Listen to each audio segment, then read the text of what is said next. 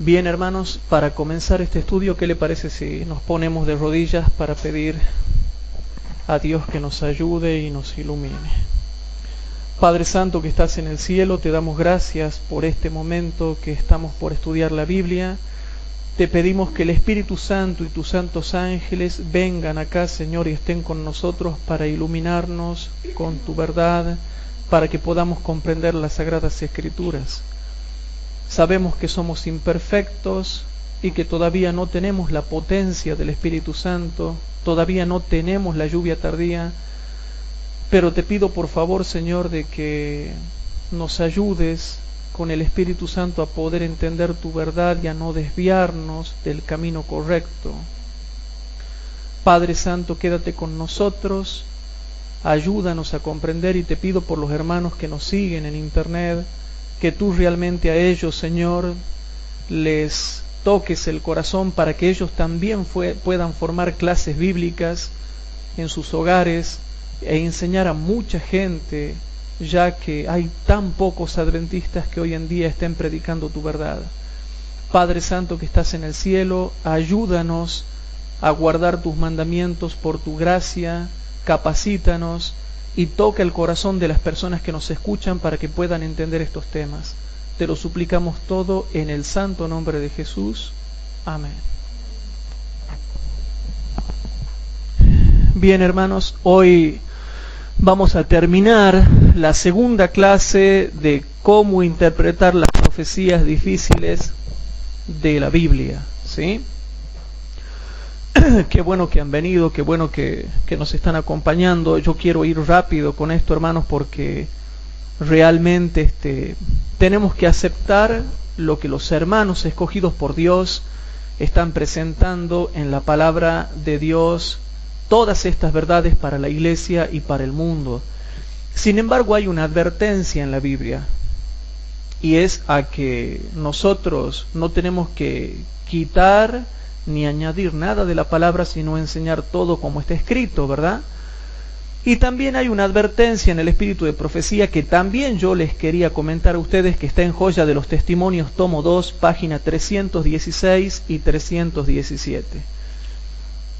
En Joya de los Testimonios, tomo 2, página 316 y 317 dice así: los judíos esperaban al Mesías, pero él no vino como ellos habían predicho que vendría, y si se le aceptaba como el que había sido prometido, sus sabios maestros se verían obligados a reconocer que habían errado. Estos dirigentes se habían separado de Dios, y Satanás obró en su mente para inducirlos a rechazar al Salvador.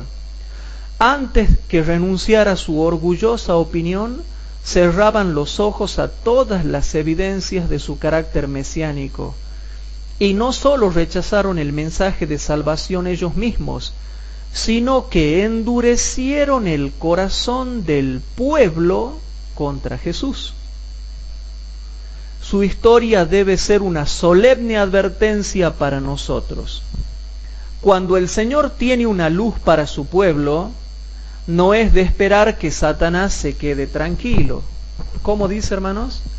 ¿Se están dando cuenta de lo que les estoy leyendo? Cuando el Señor tiene luz para su pueblo, no es de esperar que Satanás se quede tranquilo sin hacer esfuerzos para impedirles que la reciban. Él obrará en las mentes para excitar la desconfianza, los celos y la incredulidad.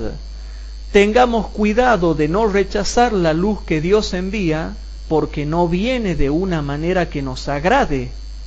No rechacemos la bendición de Dios por no conocer el tiempo de nuestra visitación.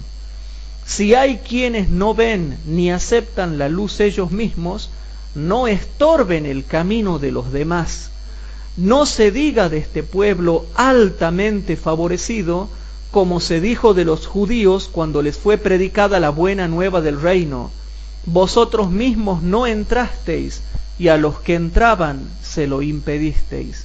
Lucas capítulo 11, versículo 52. Esta cita está sacada de Joya de los Testimonios, tomo 2, página 316 y 317.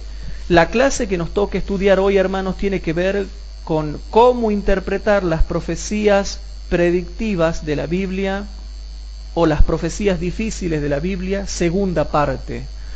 Y hermanos, algo que yo quería compartir con ustedes es el hecho de que cuando los mensajeros de Dios se levantan, tenemos que tener cuidado de no rechazar el mensaje, porque precisamente la verdad no venga como a nosotros nos parece que tiene que llegar o nos parece que tiene que venir. Y es importante, hermanos, estudiar estas cosas porque de esa manera vamos a poder interpretar correctamente las profecías de la Biblia. Y habíamos quedado en la clase de ayer en Isaías 28. Vamos rapidito porque tenemos que avanzar.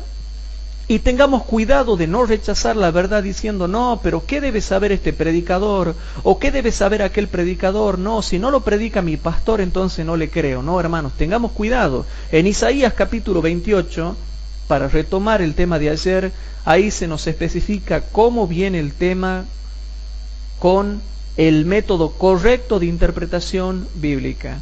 ¿A quién se enseñará ciencia o a quién se hará entender doctrina? A los quitados de la leche, a los arrancados de los pechos, porque mandamiento tras mandamiento, mandato sobre mandato, renglón tras renglón, línea sobre línea, un poquito allí y otro poquito allá. Versículo 13, la palabra pues de Jehová le será mandamiento tras mandamiento, renglón, mandato sobre mandato, renglón tras renglón, línea sobre línea. Noten, hermanos, línea sobre línea, un poquito allí y otro poquito allá, que vayan y caigan de espaldas y sean quebrantados y enlazados y presos, hermanos. Estos versículos nos muestran que de esa manera nos llega la palabra de Jehová. Y un profeta está diciendo, la palabra pues de Jehová les vendrá a ustedes de esta manera. Un poquito aquí, otro poquito allá, línea sobre línea, mandato sobre mandato. ¿Se entiende, hermanos? Eso es lo que se llama comparación de texto con texto. Y por eso, hermanos, las iglesias católicas o las iglesias protestantes o las demás iglesias cristianas del mundo interpretan mal las profecías porque no saben comparar texto con texto. Y nosotros tenemos que saber comparar texto con texto. Si no sabemos comparar texto con texto, caemos en el error. Y hoy en día muchos grupos disidentes de la iglesia o hermanos fanáticos no saben comparar correctamente texto con texto y caen en el error. Y hay doctrinas que ya próximamente las vamos a estudiar y vamos a tratar de entenderlas precisamente a través de ese método, que es comparando texto con texto. Y ojalá que Dios pueda bendecir estos estudios bíblicos para que la gente que nos sigue a través de todo el mundo realmente pueda entender cuál es el método correcto de interpretación bíblica. Queda claro eso, hermanos, un poquito aquí, otro poquito allá.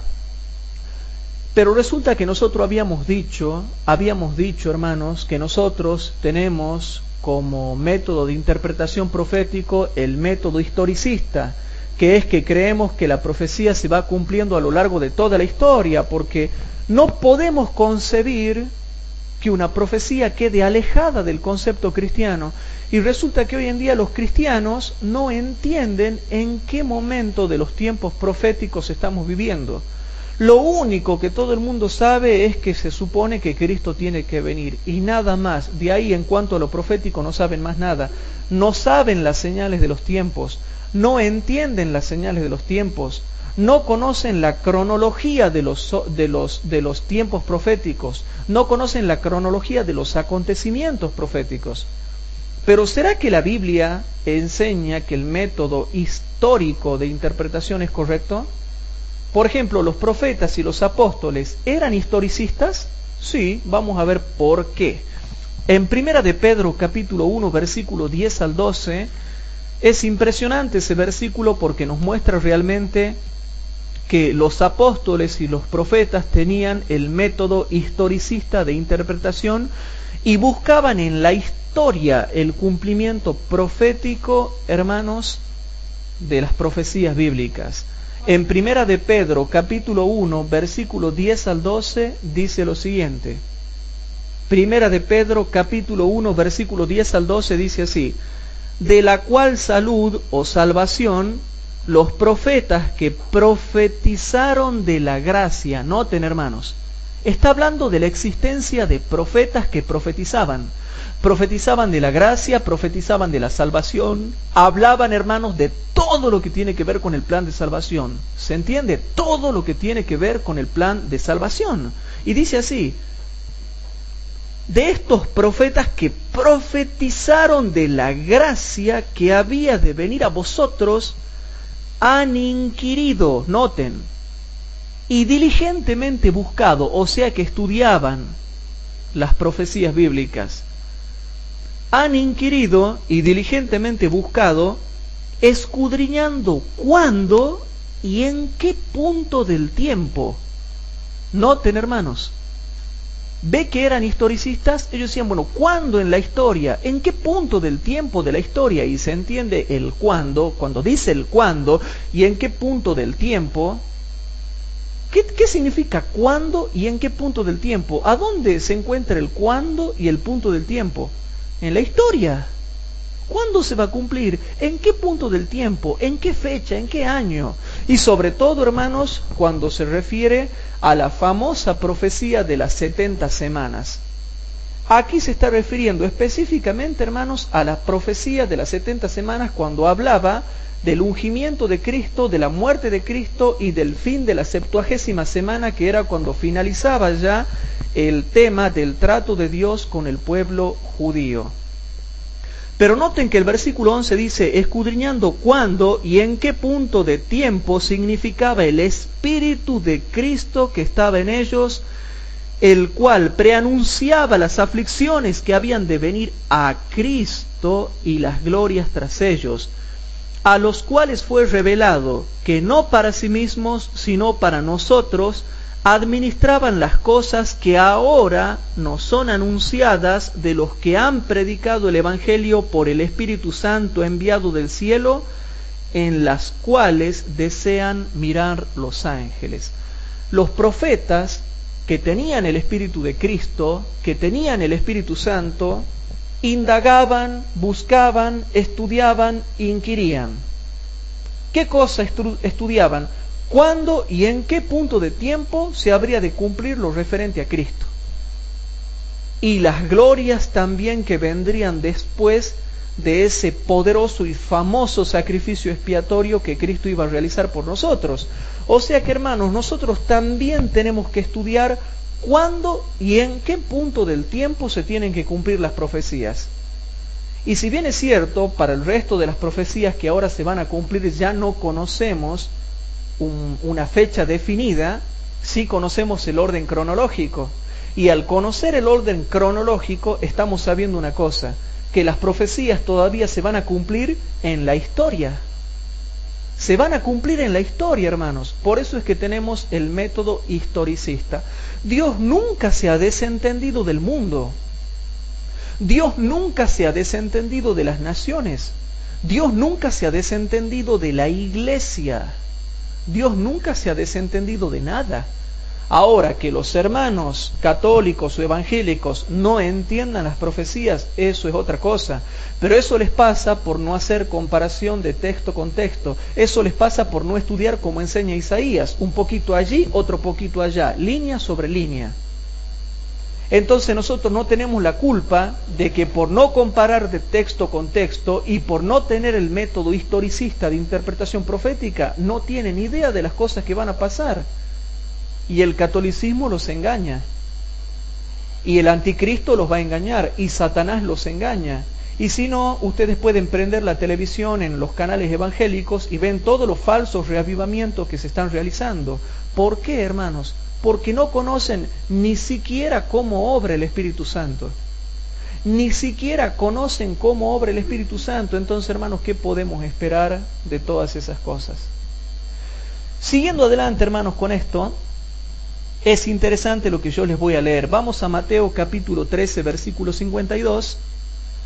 En Mateo capítulo 13, versículo 52 dice algo interesante. es importante el utilizar la comparación de texto con texto, un poquito allí y otro poquito allá, un poquito aquí, otro poquito allá, un poquito aquí el Antiguo Testamento, un poquito allá el Nuevo Testamento.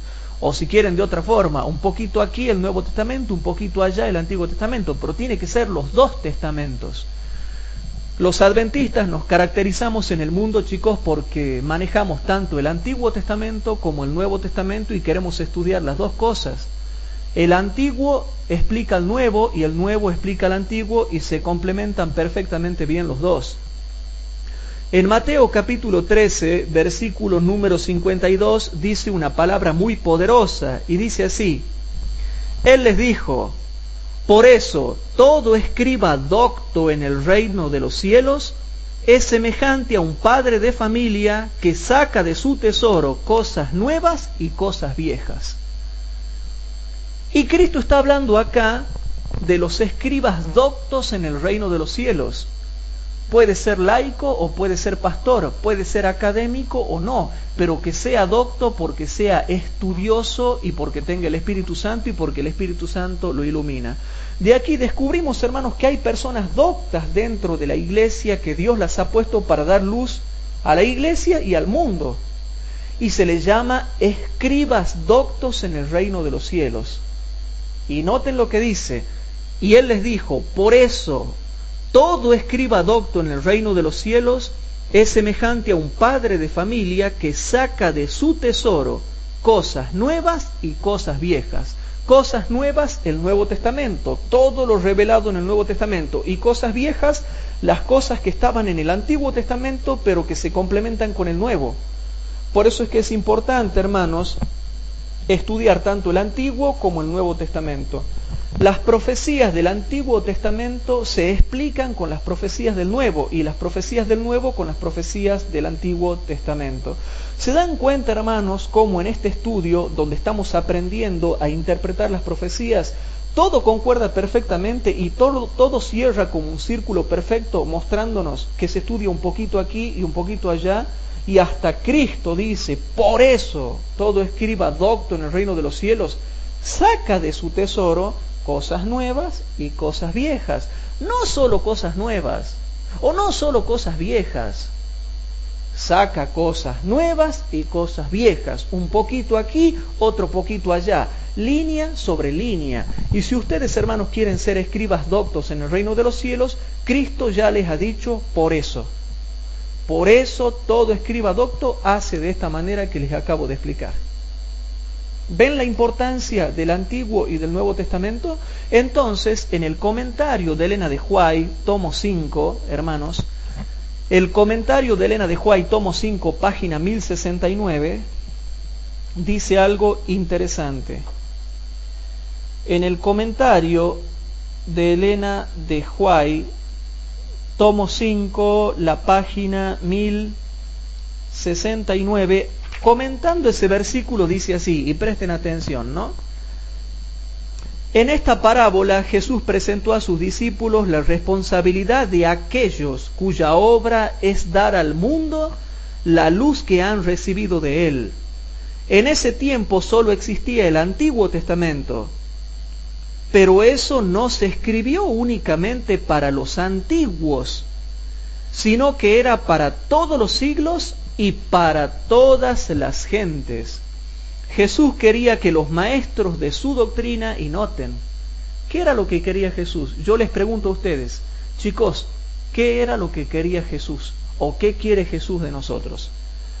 Y dice así, hermanos, Jesús quería que los maestros de su doctrina escudriñaran diligentemente el Antiguo Testamento en busca de aquella luz que establece su identidad como el Mesías predicho en la profecía, y revela la naturaleza de su misión para el mundo. El Antiguo y el Nuevo Testamento son inseparables, pues ambos son las enseñanzas de Cristo.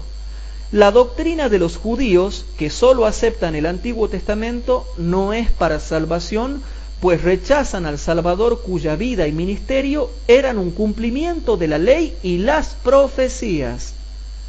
Y la doctrina de los que descartan el Antiguo Testamento no es para salvación, porque rechaza lo que es el testimonio directo de Cristo.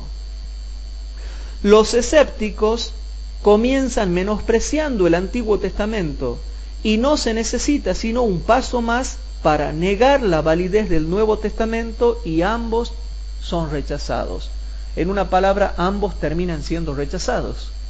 Ahora noten, los judíos tienen poca influencia sobre el mundo cristiano cuando le muestran la importancia de los mandamientos, incluso la ley vigente del sábado, porque al poner de manifiesto los antiguos tesoros de verdad, desechan los nuevos de las enseñanzas personales de Jesús.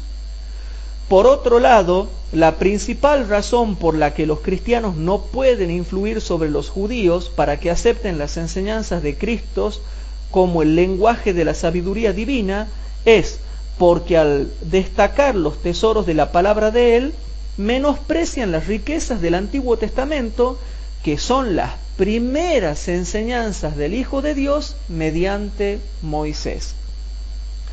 Rechazan la ley proclamada en el Sinaí y el sábado del cuarto mandamiento instituido en el jardín del Edén.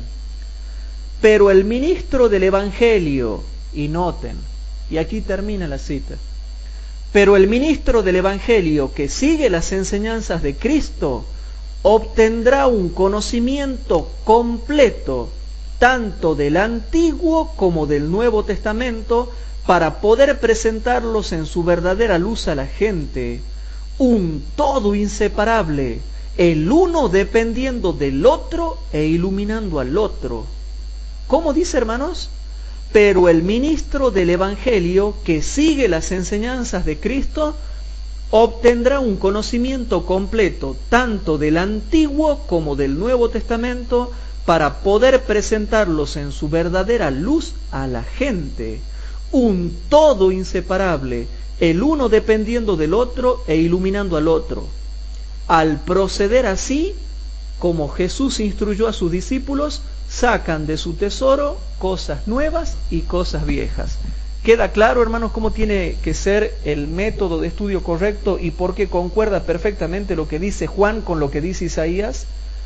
Bueno, hermanos, eso es lo que está pasando, y por eso, hermanos, por eso es que se está interpretando mal las Sagradas Escrituras. Entonces, la parte difícil del estudio venía ahora, y ahora tenemos que estudiar, por lo tanto yo le voy a pedir que se concentren en los que vamos a ver ahora.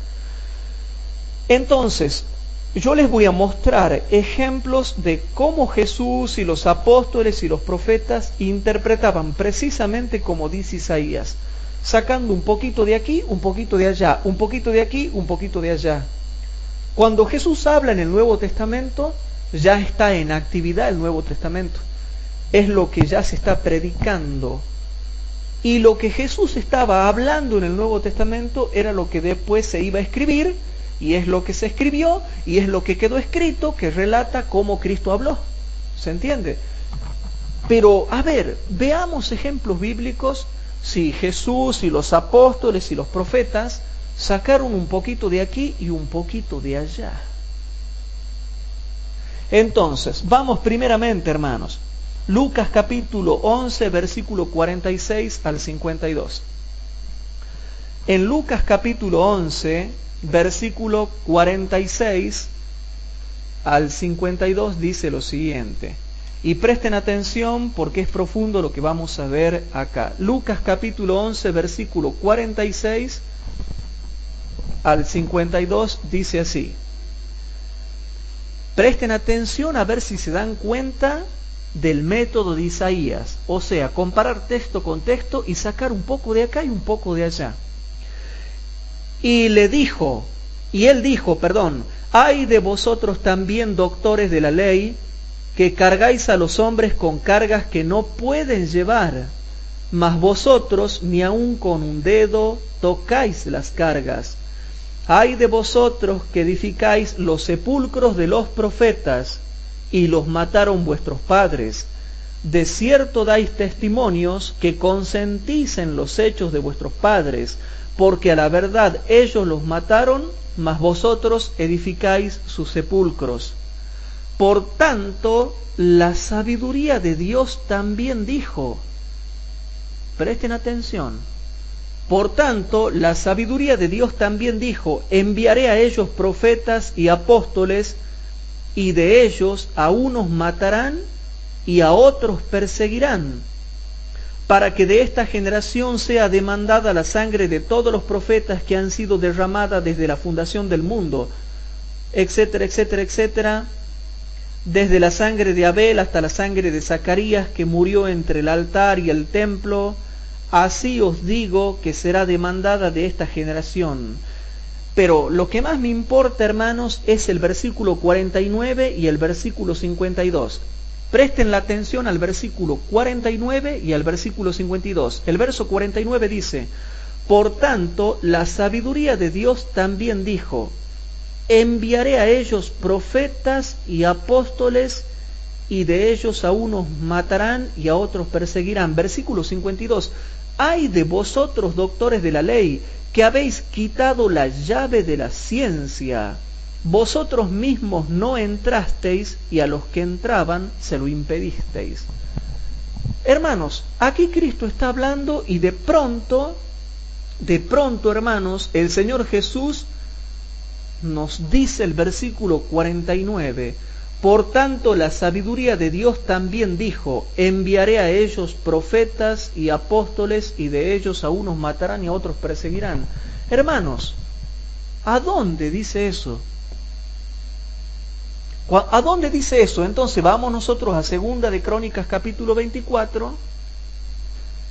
En Segunda de Crónicas capítulo 24, rapidito, y leemos el versículo número 19 al 21. En Segunda de Crónicas capítulo 24, versículo 19 al 21 dice así: y envióles profetas para que los redujesen a Jehová, los cuales le protestaron, mas ellos no los escucharon. Y el Espíritu de Dios embistió a Zacarías, hijo de Joiada el sacerdote, el cual estando sobre el pueblo les dijo: así ha dicho Dios, ¿por qué quebrantáis los mandamientos de Jehová? No os vendrá bien de ello, porque por haber dejado a Jehová, él también os dejará. Mas ellos hicieron conspiración contra él, y cubriéronle de piedras por mandato del rey en el patio de la casa de Jehová. Y vamos ahora al capítulo 36, Segunda de Crónicas, capítulo 36. En Segunda de Crónicas, capítulo 36, versículo 15 y 16, dice así: y Jehová, el Dios de sus padres, envió a ellos por mano de sus mensajeros, levantándose de mañana y enviando, porque él tenía misericordia de su pueblo y de su habitación. Mas ellos hacían escarnio de los mensajeros de Dios, y menospreciaban sus palabras, burlándose de sus profetas, hasta que subió el furor de Jehová contra su pueblo, y que no hubo ya remedio.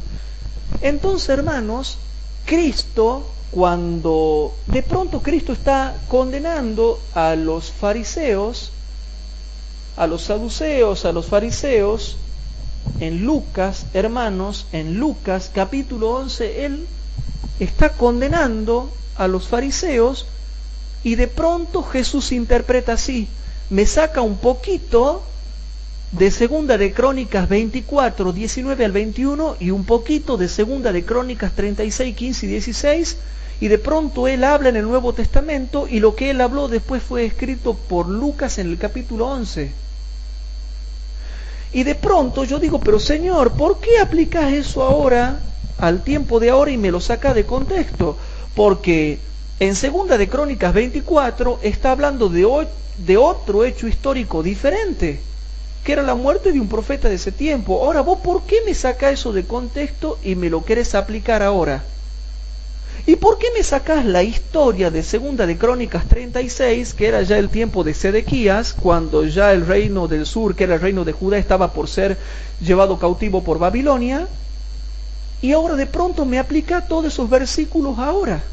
diciendo o dando a entender que te van a matar a vos o van a matar a los que te sigan a vos o a los que tengan Espíritu Santo. Sí, Segunda de Crónicas 24 me habla de un tema totalmente distinto y Segunda de Crónicas 36 me habla de un tema totalmente distinto. Es como que vos ahora me lo sacás de contexto y Lucas 11:49 dice, por tanto la sabiduría de Dios dice así, así, así, y se está refiriendo a esos escritos, hermanos. ¿Ven cómo Cristo sacó de contexto todo eso y lo aplicó? Y no era pecado sacarlo de contexto porque no contradecía toda la verdad de la Biblia. Y segundo, porque era una revelación profunda de Dios, un misterio, una gema profunda que estaba ahí y que también se iba a poder aplicar por el Espíritu Santo a lo que le iban a hacer a Cristo, a sus discípulos, a sus apóstoles y a sus profetas. La persecución que iba a recibir Cristo y la persecución que iban a recibir los seguidores de Cristo después cuando descienda la lluvia temprana en el día de Pentecostés. Pero yo vengo y digo, Señor, ¿por qué me aplicas estos versículos así? Segunda de Crónicas 24 viene hablando de otro hecho histórico muy distinto. Y Segunda de Crónicas 36 también. ¿Por qué ahora vos sacás un poquito de allá, un poquito de aquí en Segunda de Crónicas 24, después un poquito de allá en Segunda de Crónicas 36 y ahora lo aplicas a vos y a tus seguidores? Y utilizas eso para condenar ahora a los fariseos. ¿Por qué, hermanos? Porque corresponde, porque está bien, porque así tiene que ser, porque no contradice la verdad bíblica y porque ya Isaías había dicho que no había problema en sacar un poquito de aquí, un poquito de allá, línea sobre línea y aplicarlo. Siempre y cuando no me contradiga la Biblia y no me contradiga ninguna verdad bíblica, el Espíritu Santo me va a mostrar que a veces en relatos hay cosas escondidas que se aplican a otras cosas. ¿Se entiende, hermanos? Entonces yo digo, ¿por qué Cristo me saca Segunda de Crónicas 24, 19 al 21 y Segunda de Crónicas 36, 15 y 16 y lo aplica para condenarlo a los fariseos, dando a entender lo que también le iba a pasar a él y a sus seguidores? ¿Por qué, hermanos? Porque estaba escondido un mensaje en esos capítulos que también iba a tener una interpretación. Y era tan profundo, hermanos, que Cristo dice, por eso la sabiduría de Dios también dijo. La sabiduría de Dios había escondido en Segunda de Crónicas 24 y en Segunda de Crónicas 36 mensajes escondidos que también Cristo los iba a poder aplicar y Lucas lo iba a poder aplicar a lo que iba a pasar en los días de Cristo. ¿Se entiende, hermanos? Entonces uno dice, pero si uno lee Segunda de Crónicas 24 y Segunda de Crónicas 36, ahí está hablando de una historia de ese tiempo nada más. ¿Por qué ahora Cristo saca y lo aplicó a él? ¿Por qué lo aplica a él? ¿Por qué lo aplica a sus discípulos? ¿Y por qué usa eso para aplicarlo a los fariseos si eso está sacado fuera de contexto? Porque no hay problema, hermanos, en sacar un texto de su contexto siempre y cuando no me contradiga la verdad bíblica y esté apoyado por una respectiva comparación de texto. ¿Se entiende eso, hermanos? Por eso es que ustedes van a ver que cuando yo interpreto Daniel 11 y la Tercera Guerra Mundial, la restauración del moderno Estado de Israel, la conversión de los judíos en el tiempo del fin, es como que yo picoteo un poquitito de acá, un poquitito de allá, sacamos un poquito de aquí, un poquito de allá, línea sobre línea, mandato sobre mandato, un poquito aquí, un poquito allá, porque siempre y cuando yo no contradiga la verdad de la Biblia, debo seguir el principio que Isaías me ha dicho. Isaías ha dicho un poquito aquí y un poquito allá, y yo le digo, Isaías, para la mano. ¿Cómo me va a decir que saque un poquito de allí y un poquito de allá si todo tiene un contexto? ¿Por qué tengo que sacar un poquito de aquí y un poquito de allá? Entonces Isaías me responde, porque para eso existe la comparación de texto. Y siempre y cuando no contradigas la Biblia y no contradigas la verdad total de la Biblia, si corresponde, si se aplica, si pertenece, y si sabes discernir, vas a poder ir desglosando qué cosa se aplica a un tema definido en profecía. ¿Se entiende, hermanos? Sí, rapidito.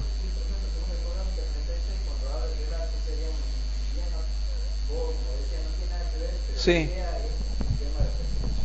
El tema es la idea de la persecución. Y se puede aplicar también, esa escritura tiene una aplicación profunda y amplia también para los días de Cristo. Ahora noten bien, hermanos, lo que yo les voy a mostrar ahora, ¿no? Noten bien. Vamos a Mateo capítulo 2, versículos 16 al 18.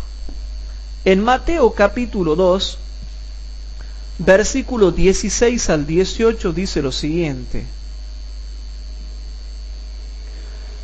Mateo capítulo 2, versículo 16 al 18 dice lo siguiente. Herodes entonces, como se vio burlado de los magos, se enojó mucho y envió y mató a todos los niños que había en Betlehem y en todos sus términos, de edad de 2 años abajo, conforme al tiempo que había entendido de los magos. Entonces fue cumplido lo que se había dicho por el profeta Jeremías, que dijo, noten, hermanos, por favor les suplico que se concentren en el versículo 17. Entonces fue cumplido. ¿Se dan cuenta? Entonces fue cumplido lo que se había dicho por el profeta Jeremías, que dijo, voz fue oída en Ramá, grande lamentación, lloro y gemido, Raquel que llora a sus hijos y no quiso ser consolada porque perecieron. Noten la profecía del versículo 18, voz fue oída en Ramá, grande lamentación, lloro y gemido, Raquel que llora a sus hijos y no quiso ser consolada porque perecieron. Pero yo les voy a mostrar una cosa interesante. Eso estaba hablando de otra cosa en el Antiguo Testamento. Vamos rapidito. Vamos ahora, hermanos, a Jeremías capítulo 31, versículo 15 al 17.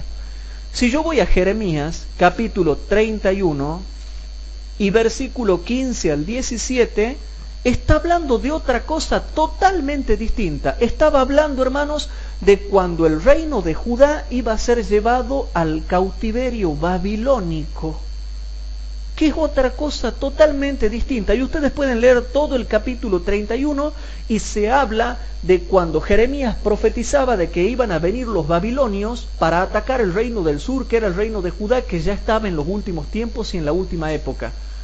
Porque el último reino en caer, ustedes saben que fue el reino de Judá. Y noten, Jeremías capítulo 31, versículo 15 al 17 dice, así ha dicho Jehová, voz fue oída en Ramá, llanto y lloro amargo, Raquel que lamenta por sus hijos y no quiso ser consolada acerca de sus hijos porque perecieron. Así ha dicho Jehová, reprime tu voz del llanto y tus ojos de lágrimas, porque salario hay para tu obra, dice Jehová, y volverán de la tierra del enemigo. Esperanza también hay para tu fin, dice Jehová, y los hijos volverán a su término. Entonces, hermanos, yo les pregunto algo. Si ustedes leen el capítulo 31 y los capítulos siguientes, está hablando de que iban a ser llevados cautivos por Babilonia, iban a quedar cautivos en Babilonia. ¿Y se acuerdan de la famosa profecía del cautiverio de los 70 años que fue hablado por Jeremías? Bueno, y después en Daniel capítulo 9, versículo 1, él empieza a orar y dice, y me puse a estudiar y traté de ver de lo que escribió el profeta Jeremías acerca de los 70 años de cautiverio. ¿Por qué? Porque fueron llevados cautivos a Babilonia. Babilonia cae, y cae el reino de Babilonia a mano de ¿quién? De los medos y de los persas. Hermanos, traten de estudiar, tienen que repasar bien estas cosas, tienen que estar duchos en profecías, por favor. Babilonia cae a mano de los medos y de los persas. Y en el reinado de los medos y de los persas viene la liberación del pueblo judío, porque los medos y los persas conquistan el territorio de Babilonia. Y de ahí vuelven a su término bajo el reinado de Ciro el persa. Entonces Ciro, mi ungido, los hará volver a su tierra. Y eso es lo que se estaba profetizando acá, hermanos. Por favor, repasen profecías porque tienen que saber bien estas cosas. Entonces aquí se está hablando de un tema totalmente distinto. Está hablando, hermanos, de la vuelta de los judíos del cautiverio babilónico, cuando Babilonia iba a caer a mano de los persas y los persas les iban a permitir a los judíos que vuelvan a su tierra. Y de pronto, hermanos, Mateo viene y dice, no, yo ahora picoteo lo de Jeremías capítulo 31, versículo 15 al 17, y lo aplico de esta forma. Y yo digo yo, y yo me enojo, ¿no? Me enojo y vengo y discuto con Mateo y le digo, Mateo, para. ¿Por qué vos me estás sacando de contexto Jeremías capítulo 31, versículo 15 al 17, y lo aplica a la muerte de los niños bajo el reinado de Herodes? Entonces Mateo, con mucha ciencia del Espíritu de Dios, me dice, lo que pasa, Hugo, es que Isaías ha dicho que las profecías, la palabra de Jehová será línea sobre línea y un poquito aquí y otro poquito allá. Y por el Espíritu Santo tú tienes que discernir que las profecías tienen múltiples cumplimientos, diversos cumplimientos, diversas aplicaciones, múltiples aplicaciones. Y no está mal lo que yo he hecho porque yo estoy siguiendo el método de Isaías. Y cuando yo estoy escribiendo el libro de Mateo, el Espíritu Santo me dice que eso también se aplica acá y también tiene otra aplicación. Por eso es cuando yo hablo de la moderna restauración del Estado de Israel, de la conversión de los judíos en el tiempo del fin, de la Tercera Guerra Mundial, del Rey del Norte como Estados Unidos, de la guerra en Medio Oriente, es que ustedes van a ver que yo saco un poquito de aquí y un poquito de allá porque sí, porque corresponde, porque Isaías dice que está bien, porque no estoy contradiciendo ninguna de las doctrinas adventistas y porque, hermanos, orando mucho y ayunando, el Espíritu Santo me muestra que es así. Y porque no contradigo en nada la verdad adventista.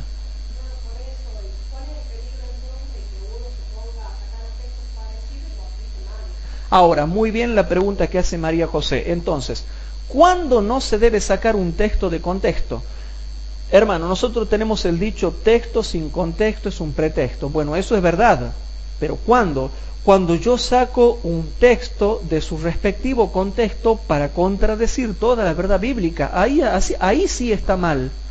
Cuando yo saco un texto de su contexto y enseño una herejía, enseño una tontería, o contradigo la Biblia, o contradigo alguna verdad de la Biblia, o contradigo toda la verdad de la Biblia, ahí está mal. Pero cuando yo tomo un poquito de aquí o un poquito de allá y no contradigo absolutamente nada la Biblia, está de 10. Les hago una pregunta, hermanos. Cuando Mateo picoteó de Jeremías 31, 15 al 17, sacó un poquito de allí, de Jeremías, y lo combina con un poquito de acá de Mateo, ¿contradijo alguna parte de la Biblia? No. ¿Negó alguna verdad de la Biblia? No. Entonces, hermanos,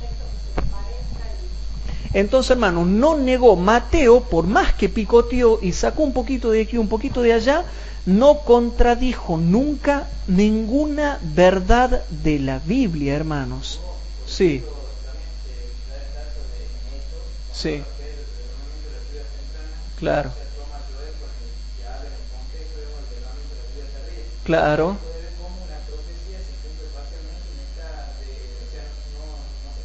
Exactamente. El mismo caso de Pedro cuando toma la profecía de Joel, que ya vamos a ver. Bienvenido, Luis, bienvenido. Tome asiento. Hermanos, presten atención a los que estamos estudiando, porque esto es importante, porque es hermoso. A mí me encanta estudiar cómo Cristo interpreta la Biblia. Me llama la atención cómo Isaías dice que tenemos que estudiar la Biblia. Me llama la atención cómo Mateo lo aplicó exactamente a lo que dijo Isaías.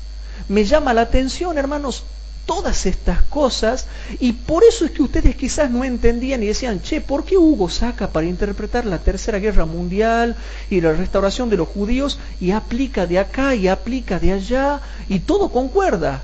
Porque encima, para desgracia de los que no están de acuerdo conmigo, ellos tienen dos problemas. Los que no están de acuerdo conmigo tienen dos graves problemas. Primero, que todo lo que yo le mostré se cumplió. Segundo, que sí se aplica. Y tercero, que nunca he negado una verdad de la Biblia ni una verdad adventista. O sea que encima ellos dicen, che, pero entonces, ¿por qué todo lo que aplica Hugo está bien? Bueno, yo no soy perfecto en la interpretación, hermanos. Pero básicamente hablando, así es la manera que nosotros tenemos que interpretar. Les muestro otra cosa, hermanos. Veamos ahora cómo interpretaba Pablo. Vamos a 1 Corintios 14. ¿Se acuerdan que cuando habíamos estudiado el don de lenguas, hermanos? Cuando hablamos del don de lenguas, hay básicamente hablando dos tipos de lengua. Una son las lenguas humanas y otras son las lenguas celestiales, que pueden ser angélicas o no, pero son lenguas celestiales. Hay dos tipos de lenguas. Una lengua son las humanas, que tienen que ver con todos los tipos de idiomas. Y otras son, hermanos, las lenguas celestiales, que pueden ser lenguas angélicas o lenguas de los seres de otros mundos. Pero básicamente hay dos tipos de lenguas. Ahora, hermanos, ¿para qué sirven las lenguas celestiales? Las lenguas celestiales sirven para poder hablarle a Dios en el Espíritu. ¿Se acuerdan eso? Que no tiene nada que ver con las lenguas humanas, que son idiomas que sirven para predicar el Evangelio a los turcos, a los ingleses, a los tailandeses, a los brasileros, etcétera, etcétera, etcétera. Yo no hablo ahora de las lenguas humanas, que son idiomas, que están en Hechos capítulo 2. Yo hablo de las lenguas extrañas. Y noten qué interesante cómo ahora Pablo va a picotear de Isaías también, y va a sacar un poquito de aquí y otro poquito de allá, y va a aplicar él de otra forma. Fíjense, en 1 Corintios capítulo 14, hermanos, si yo voy a 1 Corintios capítulo 14, leo el versículo 2 y dice así: porque el que habla en lenguas no habla a los hombres. ¿Ven por qué aquí no está hablando de la lengua de idiomas humanos, que son idiomas, sino de la lengua extraña o celestial? Dice, porque el que habla en lenguas no habla a los hombres, sino a Dios. ¿Y por qué dice que habla a Dios? Porque uno lo alaba a Dios, lo adora a Dios, le habla a Dios, lo bendice a Dios en el Espíritu. ¿Sabían ustedes que si yo ahora tuviese potencia del Espíritu Santo y tuviese, por ejemplo, la capacidad de tener lengua extraña, la lengua celestial, yo podría expresarle mi amor y mi oración a Dios de una manera mucho más gloriosa que el idioma humano? Por ejemplo, yo con el idioma humano lo puedo bendecir a Dios, pero es muy pobre el idioma humano para bendecirlo a Dios. No alcanza, hermano, desgraciadamente no alcanza. Dios es tan grande, tan hermoso, tan glorioso, que el idioma humano es pobre para decirle todas las cosas bellas que uno puede decirle a Dios. Entonces Dios, cuando ve que un hermano quiere alabarlo y bendecirlo grandemente, le da un don, que es el don de lengua celestial, para que le pueda orar y hablarle en espíritu. Pero ya llego a eso, ya le explico ese misterio. Vamos al versículo 2. Porque el que habla en lenguas, queda claro, hermano, no habla a los hombres, no es para hablarle a los hombres. Por eso es que esta no es la lengua de idiomas humanos, porque no está diseñada para hablarle a los hombres, sino para hablarle a Dios. Porque nadie le entiende, no hay ningún idioma en el mundo que pueda entender esta lengua, porque no es un idioma humano. ¿Se entiende, hermanos? Nadie le entiende, aunque en espíritu habla misterios. Algún día yo les voy a enseñar en profundidad lo que es el don de lenguas, hermanos. No es el tema de ahora, pero algún día les voy a enseñar en profundidad lo que es el don de lenguas. Y dice, che, Hugo, pero explícame un poco más este tema. Bueno, si María José ahora tiene, o Inés, o José Luis, o Nelson, de pronto empieza a bendecir a Dios en el espíritu, y aquí hay un japonés, un tailandés, un brasilero, un chino, nadie le va a entender. Así haya todos los idiomas del mundo, no le van a entender, porque nadie le entiende, porque por el espíritu habla misterios, porque no le habla a los hombres sino a Dios. ¿Se entiende, hermanos? ¿Y quieren que les confirme que lo que yo les estoy diciendo es verdad? Fíjense. Ahora, sigan leyendo el versículo número 14 al 21. Versículo 14 al 21. Porque si yo orare en lengua desconocida, mi espíritu ora. Ven que esta lengua, hermano, no es para predicar el Evangelio, sino para orarle ¿a quién? A Dios. ¿Ven por qué dice el versículo 2 que el hablar en lenguas no es para hablar a los hombres, sino para hablarle a Dios? ¿Queda claro, hermanos? Bueno, entonces el versículo 14 dice, porque si yo orare en lengua desconocida, mi espíritu ora, mas mi entendimiento es sin fruto. ¿Qué pues? Oraré con el entendimiento, mas oraré también... Perdón, dice, ¿qué pues? Oraré con el espíritu, mas oraré también con el entendimiento. Cantaré con el espíritu, mas cantaré también con el entendimiento. Y noten el verso 16. Esto es muy profundo porque en los versículos 15, hermanos, se explican muchas cosas que no es el tema para explicarlo ahora. Pero fíjense en el punto al cual yo quiero llegar. Versículo 16. Porque si bendijeres con el espíritu, ¿cómo dice tu versión? ¿Ven que es para bendecir a Dios? De pronto está el hermano Luis Arao y lo entra a bendecir a Dios y no le entendemos y habla en una lengua celestial, una lengua santa, sagrada, un idioma celestial diseñado para poder decirle a Dios las cosas, para poder comunicarse con Dios. Entonces él empieza a bendecirlo a Dios, no le habla a los hombres sino a Dios y lo empieza a bendecir. Y noten, versículo 16, porque si bendijeres con el espíritu, el que ocupa el lugar de un mero particular, ¿cómo dirá amén a tu acción de gracias? Pues no sabe lo que has dicho. ¿Y por qué no sabe lo que ha dicho? Porque no es un idioma humano, es una lengua celestial. Versículo 17, porque tú a la verdad bien haces gracias. O sea, tú que estás hablando con lengua celestial, estás orando, estás bendiciendo, estás dando gracias a Dios, pero en lengua extraña. Entonces, hermanos, mas el otro no es edificado. Versículo 18, doy gracias a Dios que hablo en lenguas más que todos vosotros. Le hago una pregunta, hermanos. ¿El apóstol Pablo tenía todos los dones del Espíritu? ¿Hablaba todos los idiomas del mundo? ¿Hablaba lenguas celestiales? Ya con eso, hermano, le ganaba todo. Cuando Pablo dice en profundidad, doy gracias a Dios que hablo en lengua más que todos vosotros, Pablo hablaba todos los idiomas del mundo y también las lenguas celestiales o angelicales. Era un tremendo apóstol, hermanos. Versículo 19. Pero en la iglesia más quiero hablar 5 palabras con mi sentido para que enseñe también a otros que 10.000 palabras en lengua desconocida. Y yo pregunto, ¿por qué los pentecostales no toman el ejemplo de Pablo? Entonces los pentecostales dicen, no, lo que pasa es que a mí me toma el espíritu y yo no me puedo controlar y bueno, me tomó y empecé a hablar en lenguas. Y dice Pablo que no es así. El Espíritu Santo en el tema de hablar en lenguas nunca te domina como a un loco. Dice que tú tomas decisiones sobre ese don que Él te ha dado. Entonces dice Pablo, no, yo me domino a mí mismo, soy sobrio. No es que de pronto el Espíritu me toma y yo empiezo como loco a hablar. No, dice, yo tengo un dominio sobre este don. Entonces yo he decidido no hablar palabras celestiales o lengua extraña en la iglesia, yo decido. Yo tengo dominio sobre ese don que el Espíritu Santo me ha dado. Entonces en la iglesia he tomado de la decisión y prefiero hablar para edificar a la iglesia y no hablar en una lengua que no edifica a nadie. Un momentito.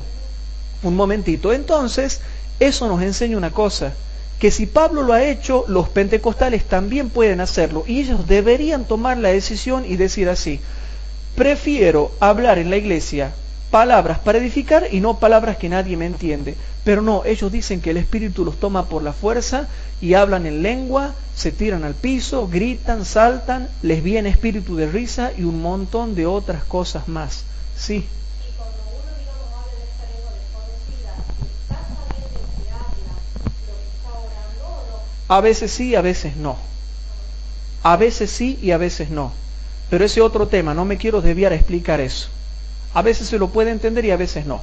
Y ahora noten, el versículo número 20 dice, hermanos míos, no seáis niños en el sentido, sino sed niños en la malicia, empero perfectos en el sentido. Y noten lo que dice el versículo 21. Y aquí es donde a mí me gozo en el método perfecto que enseña Isaías para interpretar la Biblia.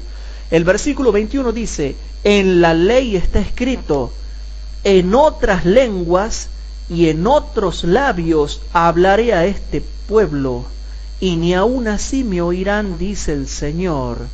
Y dice el versículo 22, así que las lenguas por señal son, no a los fieles, sino a los infieles, mas la profecía no a los infieles, sino a los fieles. Entonces el versículo 21 yo retomo y retrocedo y dice así, en la ley está escrito, en otras lenguas y en otros labios hablaré a este pueblo y aún ni así me oirán. Y ahora Pablo picotea y saca un poquito de allá y yo pregunto, ¿de dónde ha sacado Pablo eso? Vamos a Isaías 28. En Isaías 28, hermanos, Isaías capítulo 28, y van a ver qué interesante lo que les voy a mostrar. En Isaías capítulo 28, versículo 9 al 13 dice así, ¿a quién se enseñará ciencia? ¿O a quién se hará entender doctrina? A los quitados de la leche, a los arrancados de los pechos, porque mandamiento tras mandamiento, mandato sobre mandato, renglón tras renglón, línea sobre línea, un poquito allí, otro poquito allá. Y noten el verso 11 y 12, porque en lengua de tartamudos y en extraña lengua hablará este pueblo, a los cuales él dijo, este es el reposo, dad reposo al cansado, y este es el refrigerio, mas no quisieron oír. Versículo número 13, la palabra pues de Jehová les era mandamiento tras mandamiento, mandato sobre mandato, renglón tras renglón, línea sobre línea, un poquito allí, otro poquito allá, que vayan y caigan de espaldas y sean quebrantados, enlazados y presos. Hermanos, Pablo, después de hablar del don de lenguas, sobre todo del de lengua celestial, el lengua extraña, el lengua celestial, de pronto viene y me cita las palabras de Isaías capítulo 28.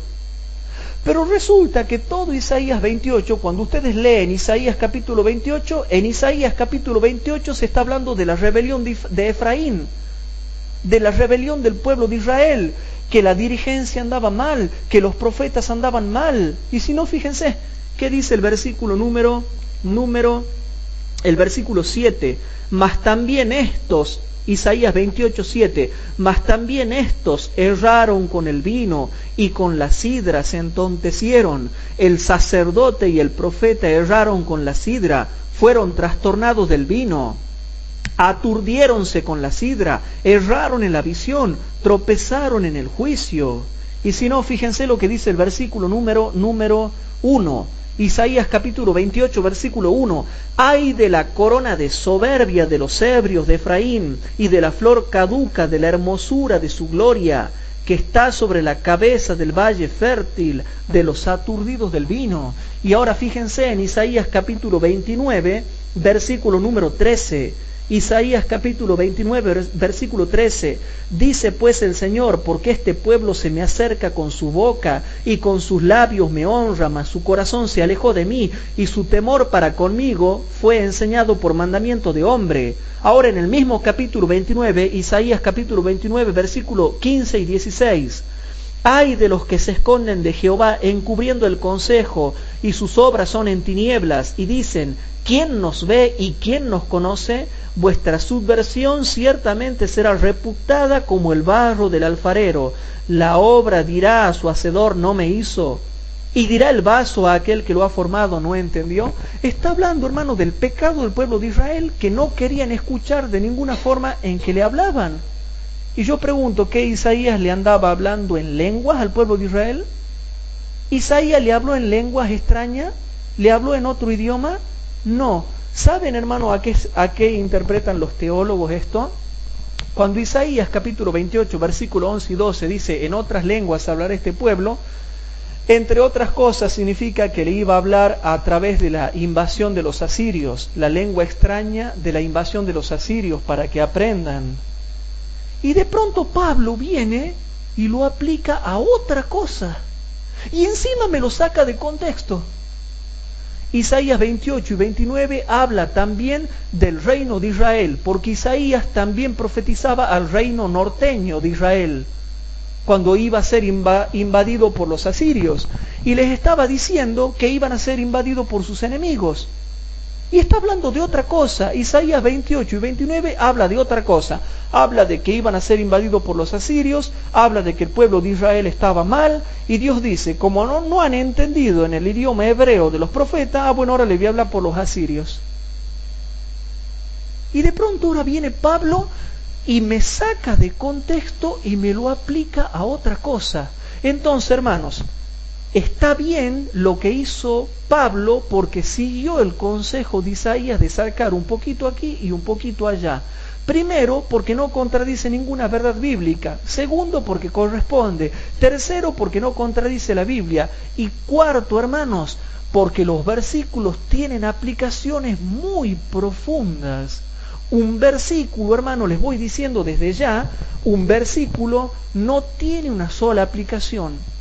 La palabra de Dios es casi infinita.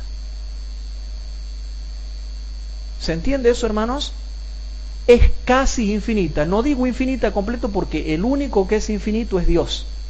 La palabra de Dios es casi infinita. Entonces, hermanos, la palabra de Dios tiene una aplicación muy profunda y es muy amplia y se aplica a diversas cosas. Y la podemos aplicar a diversas cosas siempre y cuando no contradigamos la Biblia, siempre y cuando no enseñemos herejías, siempre y cuando no contradigamos otras doctrinas que son verdaderas. Porque ¿qué opinan ustedes si yo vengo y saco un texto de contexto y lo aplico muy lindo, pero por ejemplo estoy negando la doctrina del sábado? ¿Está bien eso? No, porque picoteé un poquito de aquí, un poquito de allá, pero ya negué una verdad bíblica, ya chocó con otra, entonces automáticamente no se aplica. Pero cuando yo saco un poquito de aquí y un poquito de allá, como hace Pablo de pronto me habla de las lenguas celestiales y me picotea de Isaías 28 y me dice, eso que dice Isaías se aplica también a esto. Yo digo, Pablo, pero sí, Isaías 28 viene hablando de otra cosa, viene hablando de la rebelión de Efraín y viene hablando de cómo nos vendrá la palabra de Jehová. Entonces Pablo me dice, lo que pasa, Hugo, que vos no entendés la profundidad que tiene la Biblia. Y sí se puede aplicar porque yo he picoteado y le he hecho caso a Isaías. Y como no he contradecido en nada las verdades de la Biblia, está bien lo que yo he hecho. Y encima yo soy apóstol, y encima yo tengo Espíritu Santo. Y si al Espíritu Santo se le ha dado la gana de que yo interprete así, está bien, porque nadie tiene derecho, hermanos, a contradecir al Espíritu Santo, porque los santos hombres de Dios fueron inspirados por el Espíritu Santo. ¿Se entiende, hermanos? Ustedes no sabían estas cosas, ¿verdad?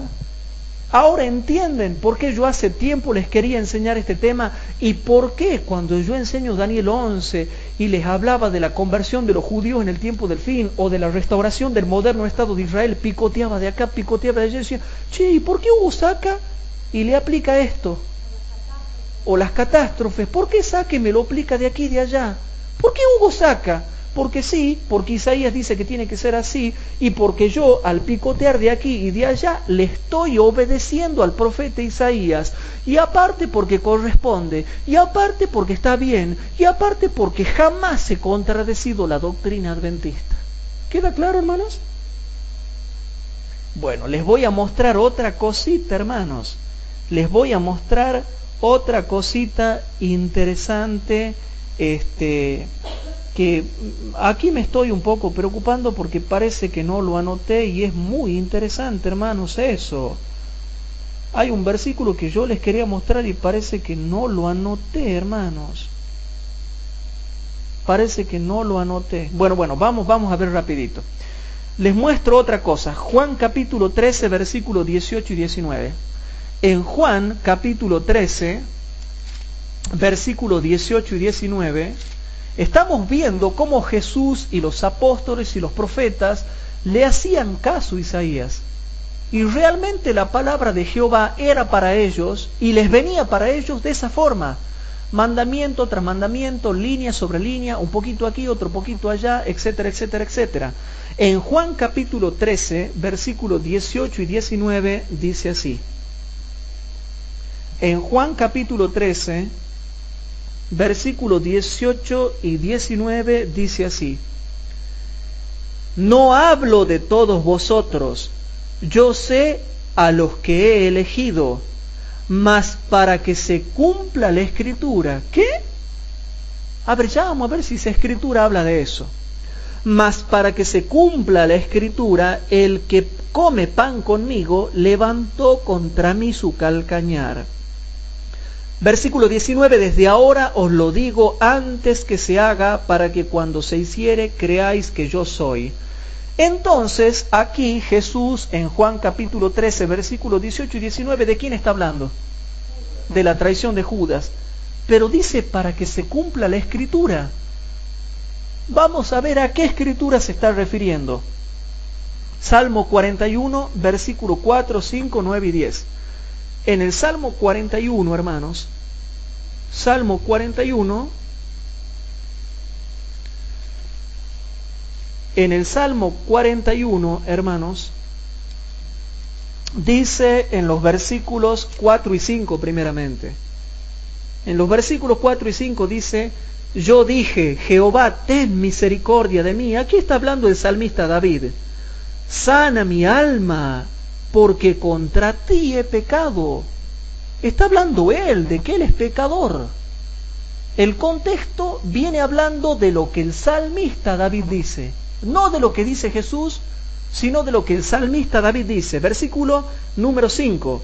Mis enemigos dicen mal de mí, preguntando: ¿cuándo morirá y perecerá su nombre? Versículo número 9 y 10. Aún el hombre de mi paz, en quien yo confiaba, el que de mi pan comía, alzó contra mí el calcañar.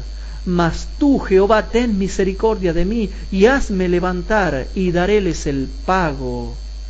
¿Sí? Versículo 11. En esto te habré conocido, que te he agradado, que mi enemigo no se holgará de mí.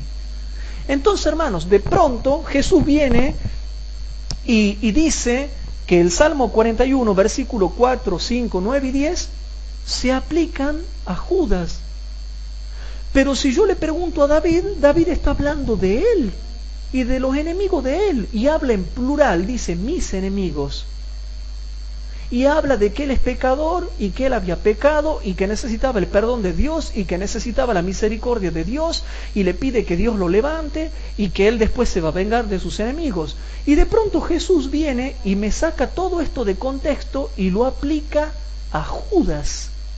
Y yo digo: Señor, pero Señor, ¿por qué me estás sacando de contexto si en el Salmo 41 el salmista David habla de él y de los enemigos de él y de la experiencia de él? Y es más, hasta deja en claro que él es un pecador. Entonces Jesús me mira con compasión y me dice: lo que pasa, Hugo, es que tú no entiendes la profundidad de esto. En el Salmo 41, como en todos los capítulos de la Biblia, hay profecías escondidas en cada uno de los versículos que nosotros tenemos que saber desglosar, discernir, un poquito aquí, otro poquito allá, comparando texto con texto y mostrando y juntando las diferentes partes para formar un todo de una doctrina perfecta. De manera que si uno lee así nomás el Salmo 41, parece que todo se aplica a David. Pero en el Salmo 41 había profecías escondidas que se aplicaban a Judas. Y Jesús lo muestra que es así. Y hermanos, Juan capítulo 13, versículos 18 y 19, Juan, cuando escribe el Evangelio, muestra que lo que Jesús había hablado, todo lo que Jesús había dicho de Judas, estaba en el Salmo 41. Pero resulta que si ustedes me dan a mí solamente el Salmo 41 y yo lo leo y lo releo y lo releo, solamente habla de David. Pero hermanos, hay profecías escondidas, hay versículos poderosos, profundos, amplios, anchos, profundos, que tienen más de una aplicación. Hay gemas escondidas que hay que saber sacar un poquito de aquí, otro poquito de allá, y comparar texto con texto, línea sobre línea. ¿Ven por qué, hermanos, yo cuando interpretaba Daniel 11 y la Tercera Guerra Mundial también interpreto de esta forma? Porque Jesús lo ha hecho. porque Pablo lo ha hecho, porque Jeremías lo ha hecho, porque Juan lo ha hecho, porque Mateo lo ha hecho. Y si ellos lo han hecho, si Jesús lo ha hecho, y los profetas lo han hecho, y los apóstoles lo han hecho, hermanos, yo copio el ejemplo de ellos. A mí me gusta interpretar como interpreta Jesús y como interpretaron los apóstoles. Y si alguien me condena a mí, tiene que condenarlo a Jesús y tiene que condenarlo a Isaías y a Mateo y a Juan y al salmista David y a todos los que les acabo de nombrar. Pero eso ya no pueden hacer, porque si llegan a hacer eso se meten en un tremendo lío y en un tremendo berenjenal. Se van dando cuenta de cómo se deben interpretar las profecías bíblicas y cómo en el Antiguo Testamento hay profecías, mensajes y declaraciones escondidas que tenemos que saberlas sacar. Cristo interpretaba así, entonces yo de pronto, si hubiese estado con Cristo en ese tiempo, le digo, pero Señor, si el Salmo 41 habla solamente de David. No, me diría Jesús, no, hijo, mi palabra es muy profunda, muy amplia. Tiene mucha profundidad, pero vos no podés entender, Hugo, porque todavía sos niño en la fe. Cuando seas maduro, vas a aprender a entender lo que dice el profeta Isaías. Y aparte yo estoy hablando y estoy enseñando y siguiendo el método que ya el profeta Isaías, 700 años antes de mí, ya lo había escrito. O sea que lo que yo hago no es nuevo, ya estaba escrito 700 años antes en el profeta Isaías capítulo 28. ¿Qué tal? ¿Sabían eso ustedes o no? Entonces, hermanos, cuidado cuando, les comento esto, cuidado cuando vienen esos que se creen que han descubierto América y se hacen muy los picaritos y dicen, no, el hermano Hugo Ortiz saca texto de contexto, míralo cómo saca texto de contexto. ¿Y Jesús? ¿Y Mateo? ¿Y Juan? ¿Y Jeremías? Y todos los que yo les he mostrado, y hermano, tengo una batería tremenda de versículos acá que no vamos a leer todo porque no hay tiempo. Yo solamente le estoy sacando lo más importante. Hermano, yo soy dueño de picotear acá y allá porque yo le obedezco a Isaías y le obedezco a Cristo y sigo el ejemplo de los apóstoles. Ahora, ¿cuándo, hermano, es satánico sacar un texto de contexto? Hay que tener cuidado. ¿Cuándo, hermanos, no tenemos que sacar un texto de contexto porque es terriblemente satánico? Cuando tú sacas un texto de contexto y contradices una sola verdad de la Biblia o un solo puntito de la Biblia, ahí ya lo sacaste mal de contexto al versículo. Tú puedes sacar un poquito de aquí, un poquito de allá, línea sobre línea, mandato sobre mandato, pero por favor no me contradigas ni una jota ni una tilde de la ley. Mientras tú no contradigas, está todo bien. Por eso Jesús, no lo podemos condenar a Jesús cuando aplica el Salmo 41 a Judas, porque Jesús cuando hace eso no contradijo ninguna verdad de la Biblia. Cuando Mateo capítulo 2 habla de las muertes de los niños bajo el reinado de Herodes y dice Raquel que llora a sus hijos y grande voz y lloro amargo fue oído en Ramá, y lo dice en Mateo capítulo 2 y lo saca de Jeremías 31, 15 al 17, no podemos condenarlo a Mateo porque Mateo jamás contradijo ninguna verdad bíblica. Cuando Mateo lo aplica así a Jeremías, ¿contradice la ley? ¿Contradice el sábado? ¿Contradice la divinidad? ¿Nos lleva a la desobediencia? No, sino que el mismo Mateo está mostrando que la profecía de Jeremías es muy profunda.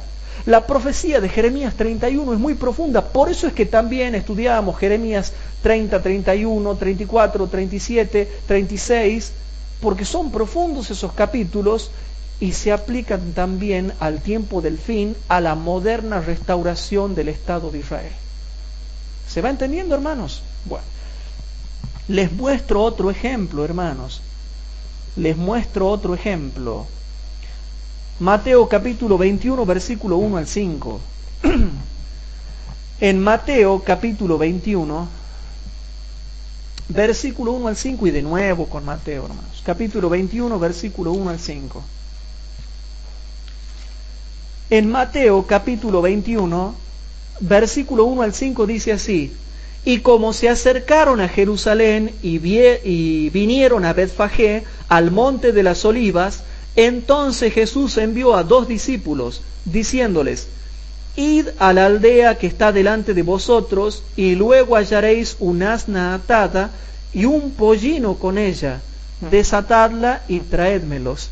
Y si alguno os dijere algo, decid: el Señor los ha menester, y luego los dejará.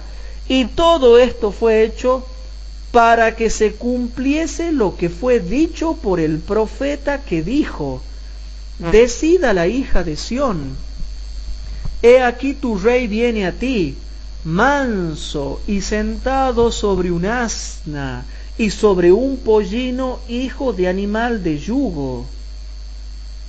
Ajá. ¿Por qué el versículo 4 dice: y todo esto fue hecho para que se cumpliese lo que fue dicho por el profeta, que dijo esto y esto y esto y lo otro? Entonces yo voy a ver esto, Zacarías capítulo 9, versículo 9 y 10. Vamos a ver esa profecía. Entonces vamos a Zacarías capítulo 9 en el Antiguo Testamento.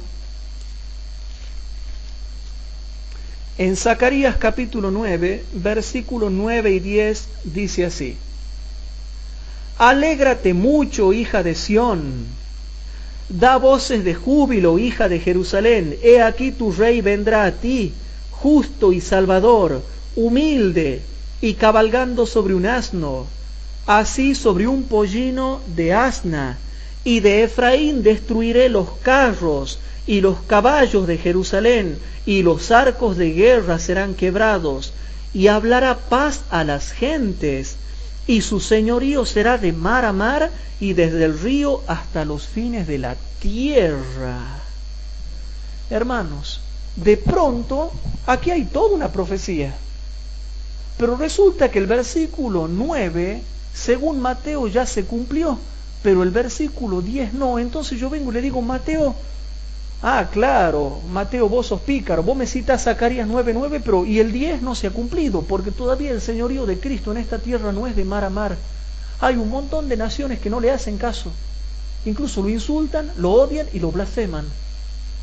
¿Por qué me saca de contexto? Aquí hay toda una profecía. Entonces viene Mateo y me dice: lo que pasa, Hugo, es que yo estoy sacando un poquito de aquí y un poquito de allá. Estoy sacando lo que se aplica, solamente lo que se aplica.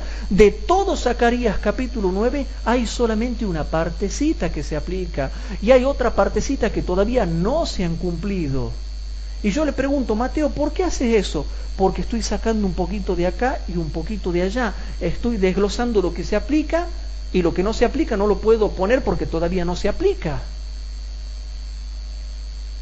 Entonces yo podría decir: Mateo me saca de contexto, porque para él el versículo 9 se ha cumplido, pero ¿y el 10? Si automáticamente le sigue el 10, y eso nunca se ha cumplido todavía. ¡Qué pícaro Mateo! Me saca de contexto, me agarra lo que él le conviene. Entonces entramos a criticar, y no debemos criticar, sino que debemos entender realmente cuál es la verdadera ciencia interpretativa de la Biblia. Entonces, hermano, ¿qué está significando esto? Que hay una ciencia profunda.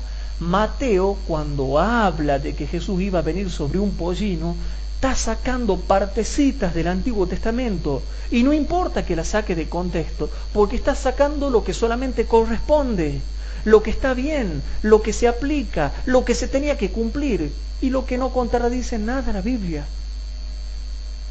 ¿Se entiende eso, hermanos? Y Mateo sacó un versículo de todo el capítulo 9 de Zacarías y se olvidó de los otros que todavía no se han cumplido. Entonces, hermanos, vemos que le están haciendo caso al profeta Isaías la manera de interpretar. Realmente le están haciendo caso a la manera de interpretar, hermanos. Les muestro otra cosa, hermanos. Mateo capítulo 2, versículo 13 al 15. En Mateo capítulo 2, versículo 13 al 15, dice lo siguiente. En Mateo capítulo 2, versículo 13 al 15, es interesante el relato que nos presenta acá el apóstol Mateo. Dice así: y partidos ellos, he aquí el ángel del Señor aparece en sueños a José diciendo: levántate y toma al niño y a su madre y huye a Egipto, y estate allá hasta que yo te diga, porque ha de acontecer que Herodes buscará al niño para matarlo. Versículo 14: y despertando tomó al niño y a su madre de noche y se fue a Egipto, y estuvo allá hasta la muerte de Herodes, para que se cumpliese lo que fue dicho por el Señor, por el profeta que dijo: de Egipto llamé a mi hijo. ¿Cómo? A ver, vamos a ver esa profecía, a ver si se aplicaba como dice acá Mateo. Entonces voy a Oseas capítulo 11, versículo 1 al 7. Entonces voy al Antiguo Testamento, al profeta Oseas capítulo 11, versículo 1 al 7, y dice así. Mateo lo aplica a Cristo, pero Oseas lo aplica a Israel, no a Cristo. Entonces yo digo, ¿qué está pasando acá, hermanos? ¿Qué es lo que está pasando acá? Mateo me dice que esta profecía se aplica a Jesús cuando lo llama a que vaya a Egipto y después lo llama a que vuelva de Egipto.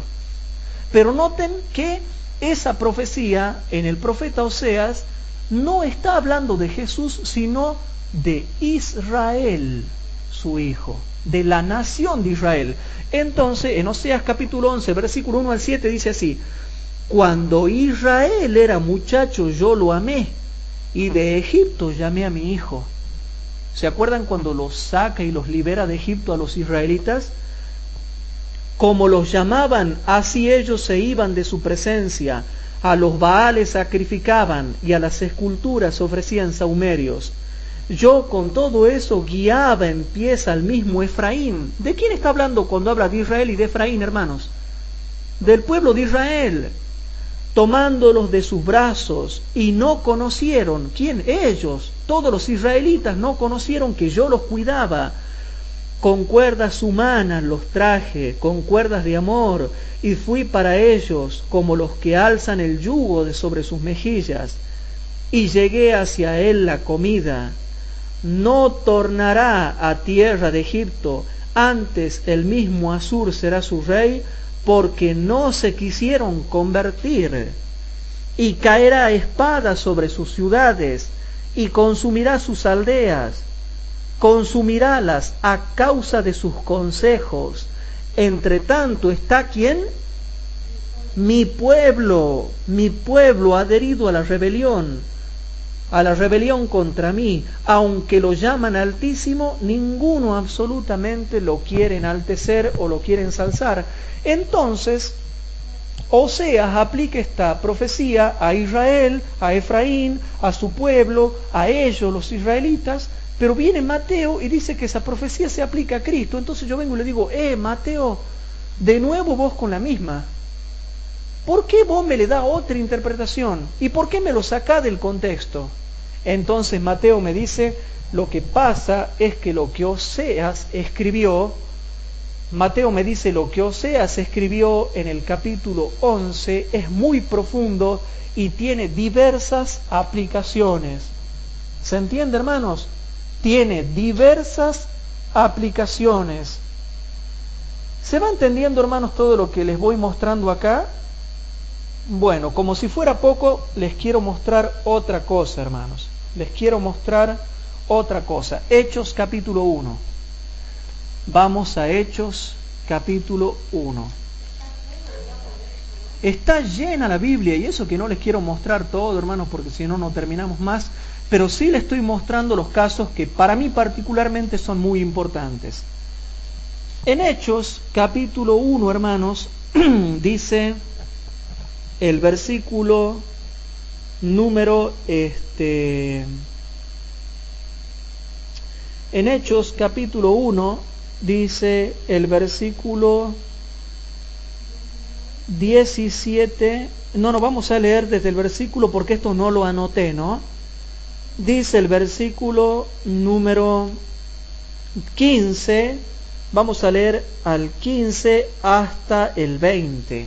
Hechos capítulo 1, y yo ya nomás lo voy a anotar acá porque esto me olvidé de anotarlo y esto, aunque no crean, es muy importante. Anoten esto. Hechos capítulo 1, versículo 15 al 20, y ya van a ver qué interesante lo que les voy a mostrar. Dice así: y en aquellos días Pedro, levantándose en medio de los hermanos, dijo, y noten, ahora es Pedro, hermanos, y dijo, y era la compañía junta como de 120 números, varones hermanos, convino que se cumpliese la escritura, la cual dijo antes el Espíritu Santo por boca de David de Judas, que fue guía de los que prendieron a Jesús, el cual era contado con nosotros y tenía suerte en este ministerio. Este pues adquirió un campo del salario de su iniquidad, dice acá, hermanos, y colgándose reventó por en medio y todas sus entrañas se derramaron. Y fue notorio a todos los moradores de Jerusalén, de tal manera que aquel campo es llamado en su propia lengua Aceldama, que es campo de sangre, porque está escrito en el libro de los Salmos. Y noten, sea hecha desierta su habitación y no haya quien more en ella. ¿Y qué más? Y tome otro su obispado, o en una palabra, tome otro su oficio. ¿Se va entendiendo eso, hermanos? Bien. Bien. Bueno, el versículo 20 es el que a mí me importa. Hechos capítulo 1, versículo 20.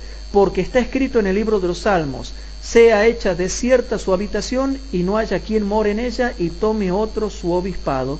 Y yo voy a leer estos salmos y vienen hablando de otra cosa, no hablan de Judas.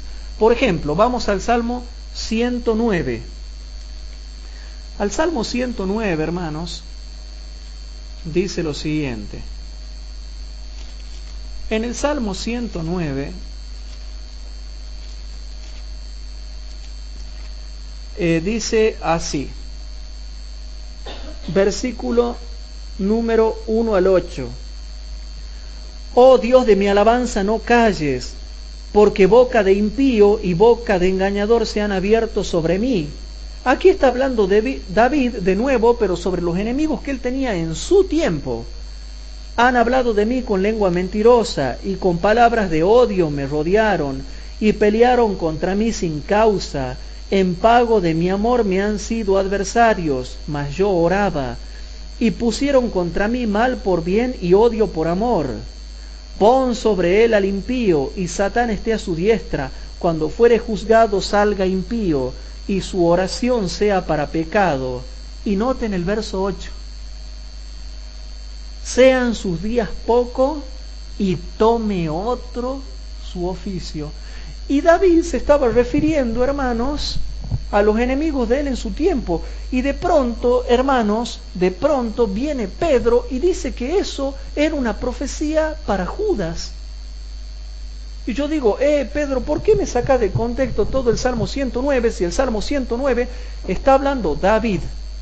Y David lo aplica a sus enemigos. Y vos resulta que venís y me decís que es una profecía de Judas, que tiene que ver con otro tiempo.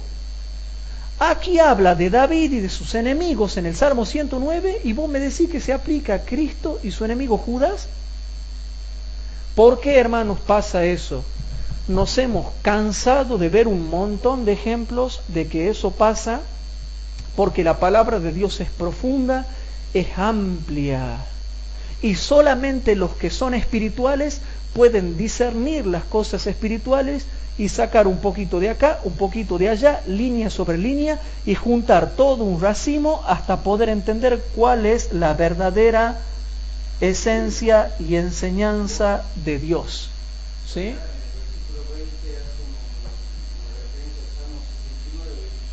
También, si ustedes leen el Salmo 69, 25, viene hablando de otra cosa, y no de lo que estaba hablando ahí, pero ya no lo leemos por falta de tiempo.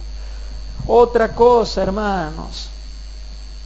cuando la vamos a Ezequiel, ¿qué habla Ezequiel 28, 14 al 19? ¿Qué habla Ezequiel 28, 14 al 19? Habla de Satanás.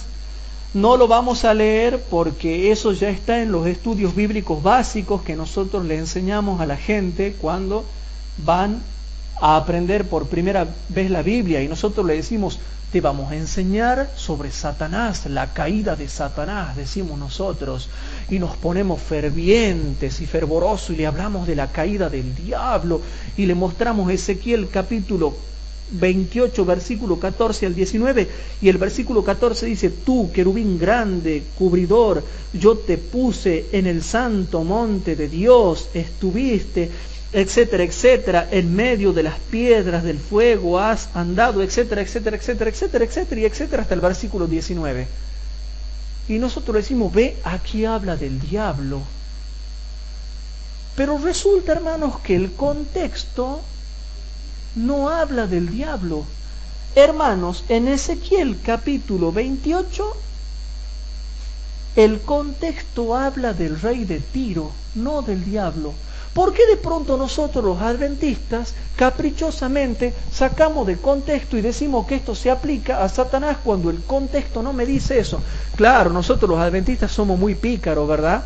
Nosotros a los que no saben Biblia le hacemos el verso y le decimos, texto sin contexto es un pretexto, ¿verdad? Venimos a los evangélicos y a los católicos y le decimos, no, texto sin contexto es pretexto.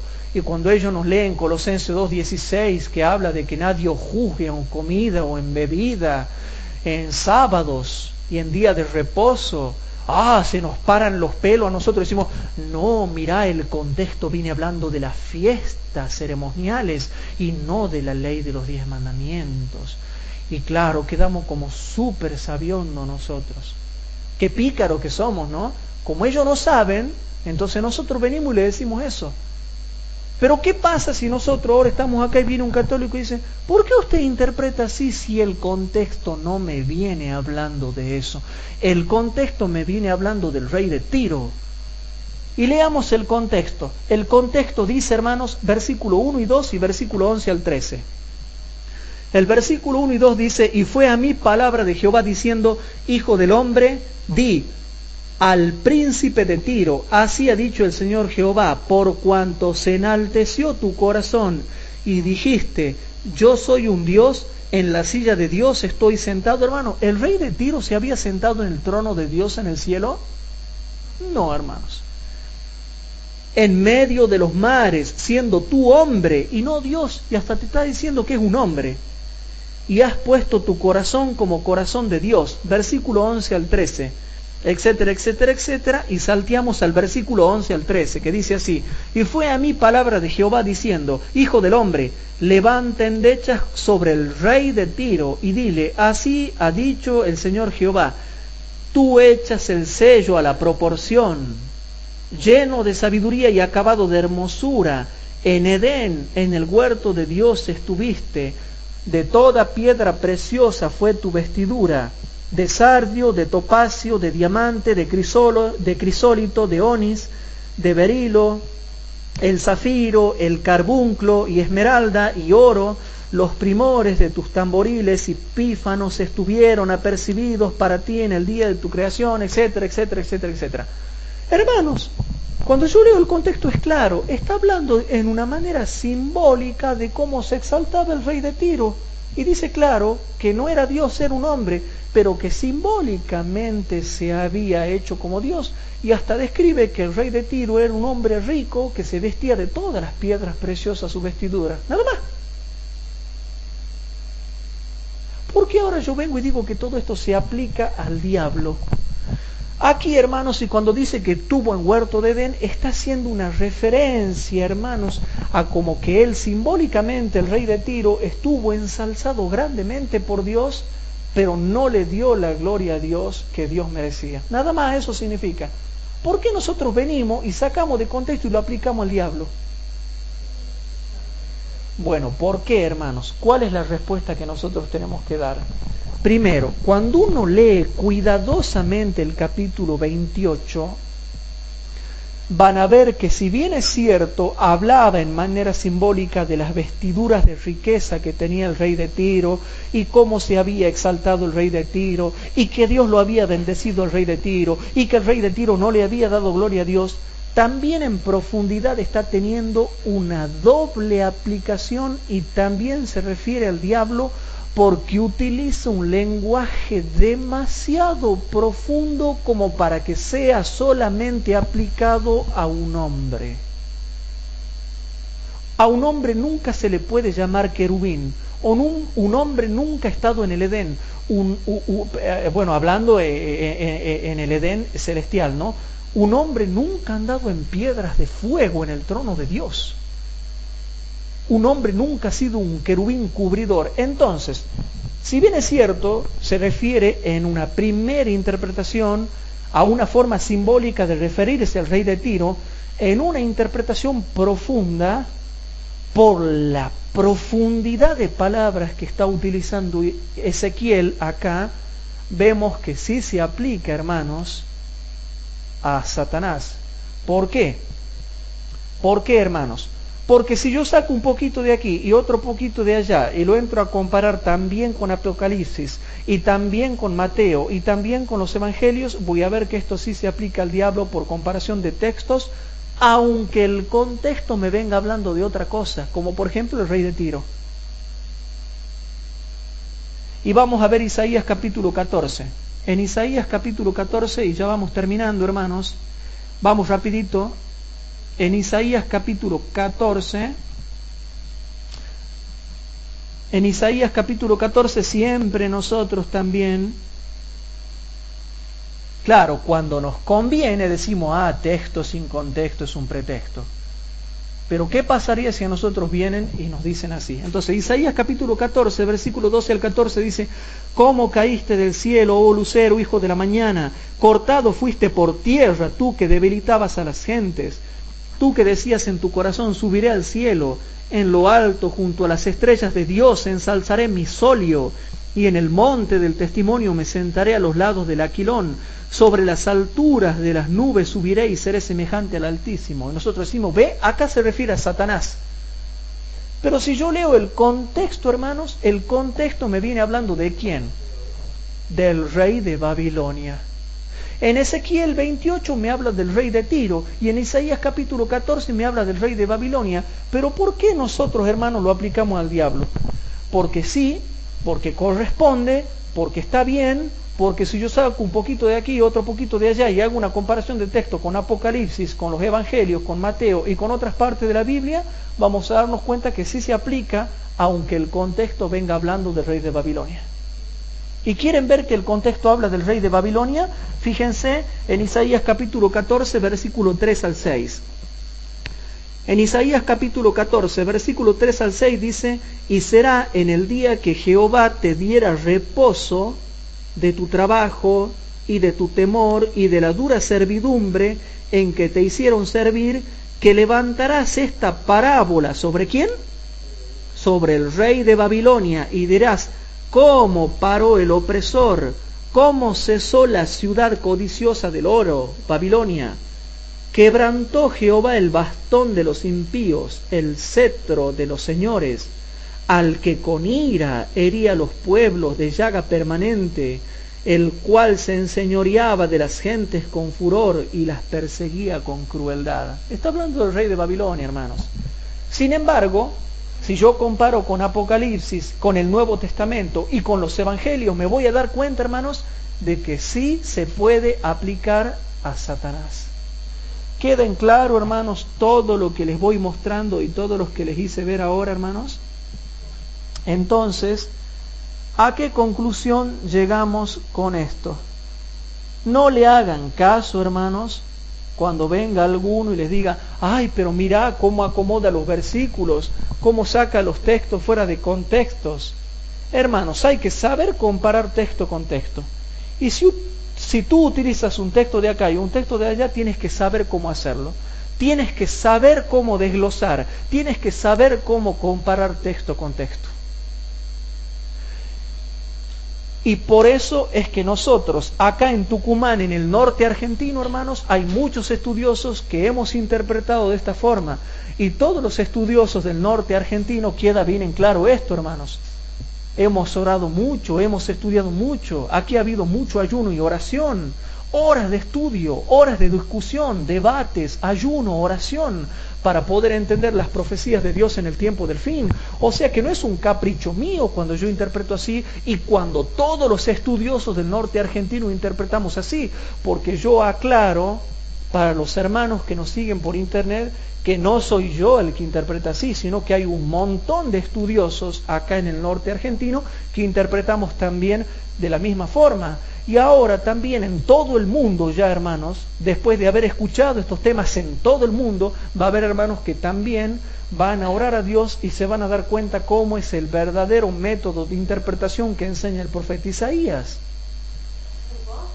Acá en Isaías 66, cuando nosotros decimos Sí. el mes y de día de reposo, el día de reposo vendrán a adorar. Sí, Y lo aplicamos a la Nueva Jerusalén. claro. El 24 dice que saldrán y encontrarán cadáveres, ahora entiendo esto. Exactamente, hermanos. Y ya que María José lo menciona, lo leemos. Vamos a Isaías porque eso sí es importante. En Isaías, capítulo 66, claro, nosotros los adventistas, ¿qué decimos, hermanos? Siempre citamos Isaías capítulo 66, versículos 22 y 23. En Isaías capítulo 66, versículos 22 y 23 dice: porque como los cielos nuevos y la tierra nueva que yo hago permanecen delante de mí, dice Jehová, así permanecerá vuestra simiente y vuestro nombre. Y será que de mes en mes y de sábado en sábado vendrá toda carne a adorar delante de mí, dijo Jehová. Entonces, claro, nosotros decimos, eso se aplica a la nueva tierra. ¿Y por qué no citamos el versículo 24? Porque hay una conjunción copulativa, que es y, que conecta el versículo 24 con el anterior, que es el 23, y dice, y también los que estén en la tierra nueva saldrán y verán los cadáveres de los hombres que se rebelaron contra mí, porque su gusano nunca morirá y su fuego nunca se apagará y serán abominables a toda carne. Entonces yo también le digo, esto también se aplica a la tierra nueva. Entonces, ¿qué se imaginan ustedes? De pronto vamos a estar con Bernardo y Luis en la tierra nueva, con la sonrisa así de oreja a oreja, celestiales, todo así recontento, y vamos saltando así con Luis de la mano, con Bernardo saltando, y de pronto vemos a los perdidos llenos de gusanitos, y vemos el fuego y los gusanos, fuego y gusano, y de pronto todos los cadáveres, y vamos felices saltando en medio de los cadáveres. Entonces me dice, no, Hugo, eso no va a ser. Y yo digo, ¿por qué no? Así está en el contexto. ¿Por qué citar lo que a vos te conviene y el versículo 24 no? Entonces ahora, después de haber hecho todo este estudio explicativo, recién podemos entender que nosotros vamos desglosando porque hay profecías mezcladas en todos los capítulos de la Biblia.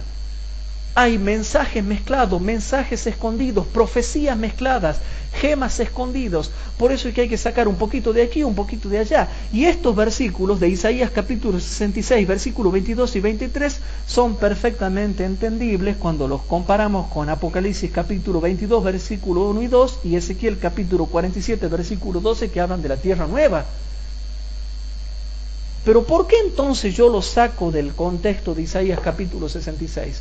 Porque sí, porque corresponde, porque Isaías dice que tiene que ser así, y porque siempre y cuando no contradiga ni una jota ni una tilde de toda la Biblia, está bien.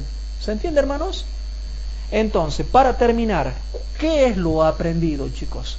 ¿Qué es lo que hemos aprendido de esta lección bíblica de cómo interpretar las profecías difíciles de la Biblia? Primero, las profecías se cumplen a lo largo de la historia de la humanidad hasta el fin del mundo. Por eso es que tenemos el método historicista de interpretación bíblica. Segundo, las profecías tienen diversas aplicaciones. ¿Qué significa eso? Que un solo versículo de la Biblia es muy profundo e incluso todavía no se han hecho todos los descubrimientos que debieran hacerse sobre cada versículo bíblico. O sea que segundo, las profecías tienen diversas aplicaciones. Tercero, las profecías tienen cumplimientos parciales hasta lograr su cumplimiento pleno y total. Cuarto, hay que estudiar un poquito aquí y otro poquito allá, desglosando lo que por comparación de textos se aplica a una profecía o a un tema específico, sin contradecir la verdad de Dios en toda su palabra. Quinto, se pueden comparar las profecías que hablan sobre un mismo tema o que tienen un mismo estilo o una misma descripción para poder saber cómo se las debe entender. Sexto, hay profecías mezcladas a veces en un mismo capítulo de la Biblia y yo debo desglosar lo que se aplicaba a ese tiempo, lo que se aplica al tiempo del fin, o lo que tiene un doble cumplimiento o lo que tiene un continuo cumplimiento. Versículo 7. Un método interpretativo no tiene validez si la persona que estudia no es espiritual, porque las cosas espirituales se disciernen espiritualmente. Por más que yo a ustedes le dé el método correcto de Isaías, si la persona que me está escuchando en este momento no es espiritual y no guarda los mandamientos, así tenga el método correcto de interpretación, lo mismo no va a entender porque no va a saber cómo estudiar y el Espíritu Santo no lo va a ayudar en su interpretación, porque las cosas espirituales se disciernen espiritualmente. Y número 8, Dios tiene mensajes escondidos a lo largo de toda la Biblia, sobre todo en las profecías, mensajes que debemos desglosar, extraer y comparar para poder comprender su voluntad revelada para nosotros. Hermanos queridos, ahora que hemos terminado este estudio, ¿se le ha cerrado un poquito más el círculo? ¿Cómo se debe interpretar la palabra de Dios y por qué Isaías capítulo 28 dice que tenemos que comparar texto con texto, un poquito aquí, un poquito allá, línea sobre línea? ¿Y por qué el capítulo siguiente, que es el capítulo 29, dice que muchos no podrán entender las profecías porque no guardan los mandamientos de Dios y solamente lo honran a Jehová con sus labios, mas su corazón está lejos de Dios? El capítulo 28 dice que si no estudias comparando texto con texto, un poquito aquí, otro poquito allá, no vas a entender. Y el capítulo 29 dice que toda profecía será como una visión de libro sellado si no guardan los mandamientos de Dios. ¿Te gustó o no te gustó? ¿Te quedó en claro? Hermanos queridos, para los hermanos que nos siguen en internet, les ruego por favor que nunca sean seguidores de hombres, que aprendan de todas las personas y que nunca sigan a ningún hombre, que solamente sigan a Jesucristo. Y espero que este estudio les ayude a entender un poquito más por qué los estudiosos profundos de todo el mundo, los mejores estudiosos del mundo, los mejores predicadores del mundo, por qué están descubriendo tantas cosas que hoy en día se aplican al tiempo del fin y que no pueden ser rebatidas. Y que la única forma que tienen de contradecir es criticando, criticando y criticando. Hermanos, aferrémonos de Jesús, valoremos las profecías de Jesús, porque estamos en un tiempo donde hoy por hoy estamos viendo ante nuestros propios ojos el cumplimiento de las profecías del tiempo del fin. ¿Qué le parece si para terminar, hermanos, nos arrodillamos para hacer una oración final? Padre nuestro que estás en el cielo, te damos gracias por haber estudiado esto tan profundo y tan hermoso que está en tu palabra, Señor. Ayúdanos a no interpretar mal, porque somos defectuosos y corremos el riesgo de interpretar mal, Señor. Te pedimos por favor, Señor, que perdones nuestros pecados y que ilumines a todos los hermanos que nos siguen a través de internet para que ellos también puedan interpretar correctamente las profecías y tú les toques los corazones para que valoren el estudio de la Biblia. Padre, por favor, levanta hermanos que quieran predicar, levanta hermanos que quieran formar clases bíblicas, levanta instructores bíblicos, porque a mí me duele el corazón el ver que hay tan pocos predicadores, Padre, y tanta gente a quien predicar. Por favor, toca el corazón de la gente que nos está escuchando y ojalá que haya hermanos que se puedan levantar, que siempre sean mejores que yo, mejores que nosotros, y que puedan llegar a un conocimiento más pleno de tu palabra, Padre. y que no se queden simplemente con lo que escuchan o con lo que aprenden de otros predicadores. Tócales el corazón para que estén dispuestos a investigar, a obedecer y a enseñar tu palabra. Te dejamos todas estas cosas en tus manos y te pedimos por favor que nos tengas en cuenta para el próximo derramamiento de la lluvia tardía. En el nombre de Jesús te lo pedimos. Amén.